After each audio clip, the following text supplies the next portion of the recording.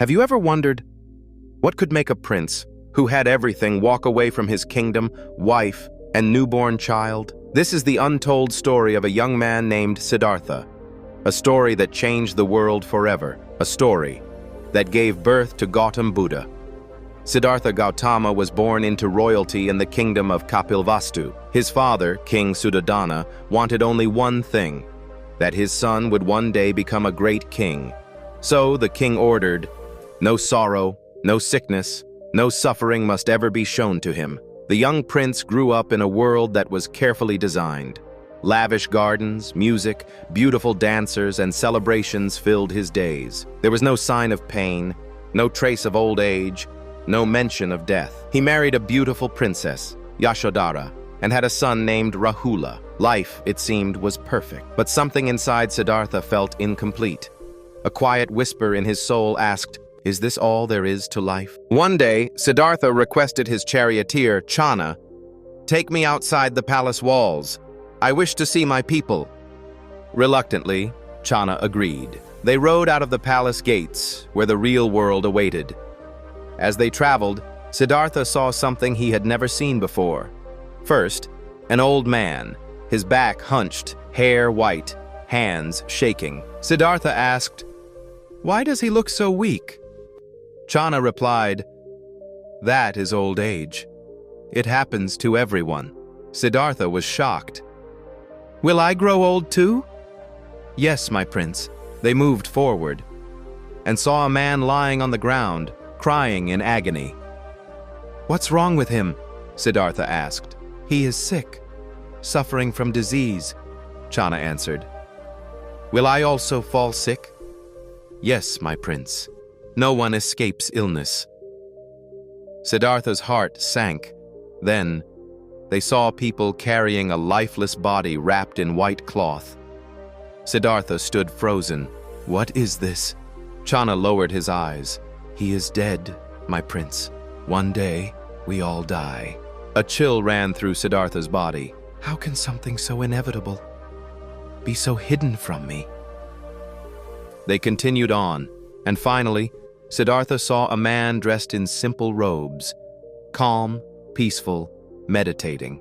"Who is he?" asked the prince. "He is a monk," said Channa.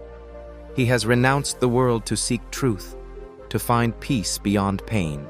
That night, Siddhartha could not sleep. His thoughts raced. If old age, sickness, and death are inescapable, then what is the meaning of life?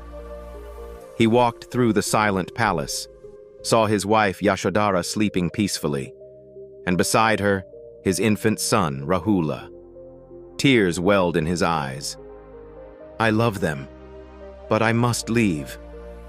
If I stay, I remain trapped. But if I go, I may find a way to free all of us from this suffering." In the stillness of the night, Siddhartha made a decision.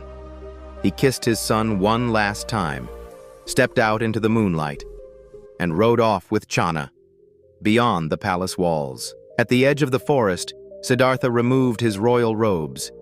He handed his jewelry and sword to Channa, shaved his head, and put on a simple robe. There he spoke his first vow.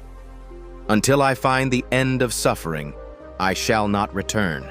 Siddhartha wandered from place to place. He studied with wise teachers, mastered meditation, practiced severe fasting. Sometimes he ate only a grain of rice a day, yet peace eluded him. Then one day, near the Bodhi tree in Bodh Gaya, he sat down and declared, "I will not rise from this spot until I attain the truth."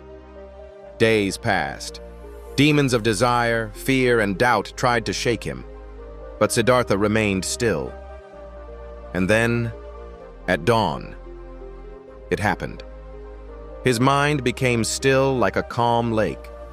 He saw through the illusions of the world. He realized the root of suffering and how to end it.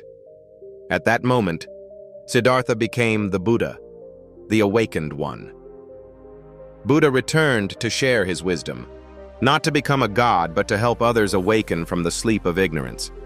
He taught that suffering comes from attachment, that peace comes from within, that every being has the power to awaken, He didn't ask for temples or worship. He asked for understanding. And it all began, not with a miracle, but with a question. Is this all there is to life? From a palace of pleasure to the simplicity of a forest path, one man's journey became a light for millions.